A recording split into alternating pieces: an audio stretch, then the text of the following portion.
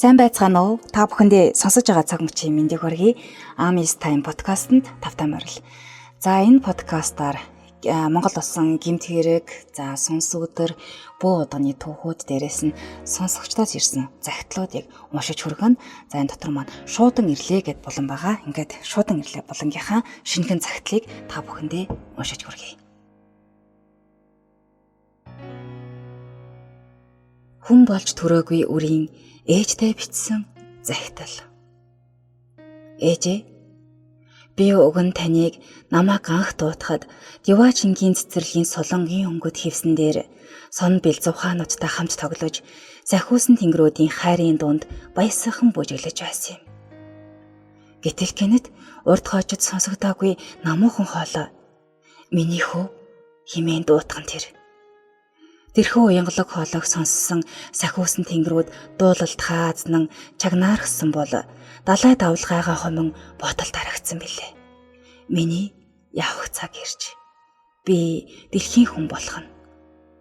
Нэгдэх 7 хоног. Ээжээ, та минь ямар дулаах юм бэ? Диваачингийн цэцэрлэгт үүлэн орон дээр нараар хучуулах нойрдог боловч таны хөвлөө шиг ийм дотн ийм тухтай байсангүй. Та мэдв үү? Би таны хүүхэд болохын тулд их хичээсэн. Сургуультай онц сурж бурхтын үгэнд сайн орсон. Бас хизээж нисдэг морд шиг дэггүүтэж шитнүүд шиг оддын хооронд зугаалдаггүй байсан. Та намайг хүлээж айсан уу? Би ч бас таныг зөндөө хүлээсэн.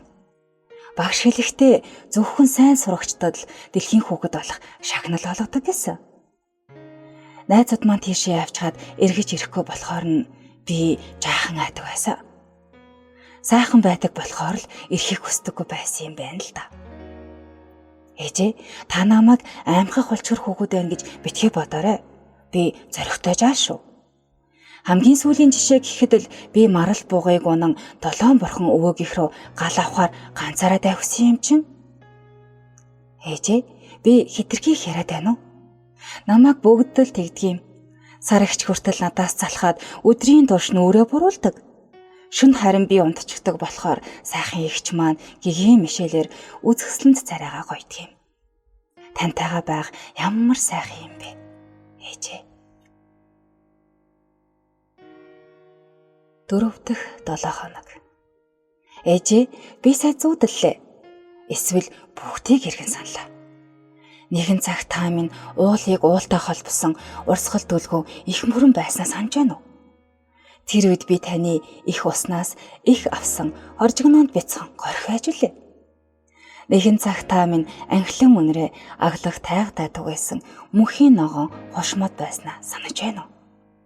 Тэр үед би мөчрөг тань дамжинд үлэх бүлтгэр жаахан хэрэм байсан юм. Нэгэн цагт та минь хараад сүрдэм байцхад байснаа санаж байна уу? Ингэрэгч нь түшин бараацсан хідэн хөх чулууны нэг нь бий билээ. Тэгэхээр та бид хоёр 1000 жилийн эрүүлтэй байгаа биз? Таныхаа урсгал их мөрөн мэд саруул оюунаас өрчин ухаан юм. Мөнхийн ногоон хош мэд гандашгүй гоо үзэсгэлэнгээс чинь зүсний юм. Байцхад мэд бат суурьтай хүмүүжлээс чинь мэдлэг юм. Ээжээ, би таныг ядраагаад байна уу? Та минь сүүлийн үед нэг л дуу муутай болчих юм. 7 дахь 7 хоног. Ээжээ, та битгий уйлаа. Би өдрөөс өдөр том болж таныг өвтгөж байгаагаа мэдэж байна. Таныг уйлахаар дээч бас уйлаад байна. Та бид хоёрыг уйлахаар таны хайраар салхисан миний хамтлаа сэлдэг энэ далаа шорог болоод ах юм. Шорог болохоор үрчин амьсгалж чадахгүй тийчлээд байна. Намайг тийчлэхээр та минь өвдөөд байна шүү дээ. 9 дахь 7 хоног. Ээжээ, та аавд хайртай юу? Би л аавдаа хайртай. Харин аав минь надад хайргүй бололтой. Аав яагаад наатахаа ахуулсан дээрдээ би чинь дийлэхгүй. Тэгээд ч сургууль соёлоо төгсөж ажил амьдралтаа босныхаа дараа л хүүхдийн тухай бодсон дээр. Гээд байгаа юм бол Эгээл би энд огт байхгүй юм шиг л ярих юм. Аава, би энд байна. Хүү чинь таныг сонсож байна. Хожмоо тантай усны тусал мэд адилхан гэж найзуудыг чинь өхөөрдөх, хөл доорох гэж аваад таны гутлан тэглэн бүдэрч сүрхий сорвтой үлдэх.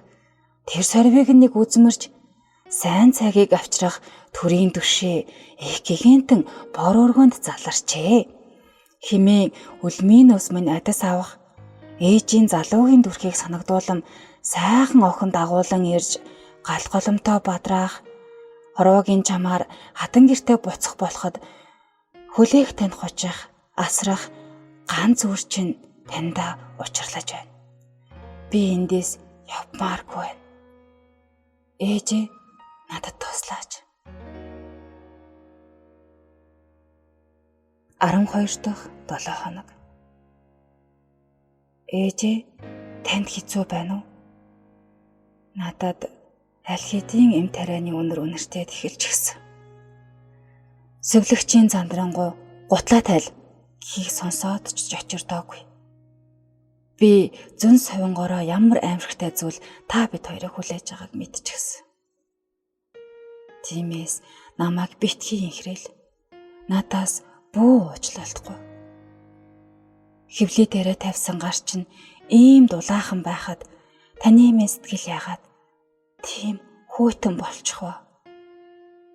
Ээжээ, та үнийг хүсээгүй тийм ээ? Би танаас холдмооргүй байна. Хүүн шүн уулж таныг сэрэж байхгүй.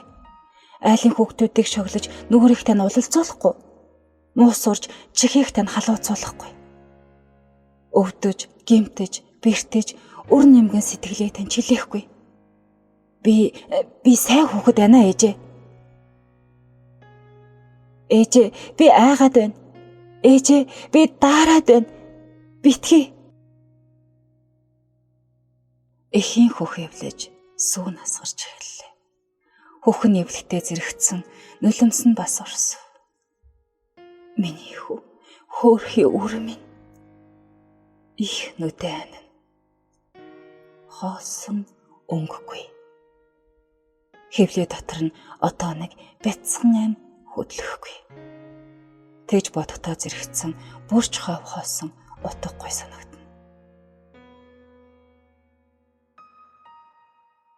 Гэтэл хоосон дундаас нэгэн эрх балчир хоолоо ийн зангинолоо. Ээжээ, би таны уургийг амлаагүй, ингэрт чинь тэрвүүлээгүйч бурхнаас заяасан үр тань билээ. Гологцсон өрсөд эргэж очих газар яваач доолддгүй юм. Гэхдээ сахиусан тэнгэрүүд таны цагаан суурсхийг үзээд намайг гэсэн хайр тань бууг хараад өшөө нэгүүлсв биднийг. Би гэртээ ирэв. Та гэртээ үлдэв. Гэвч бидний уулзах тавилан энэ насанд үлдэв. Цангилсан хоолой замхрав. Их зөвхрөн хашгирлаа. Дуу үл гарна.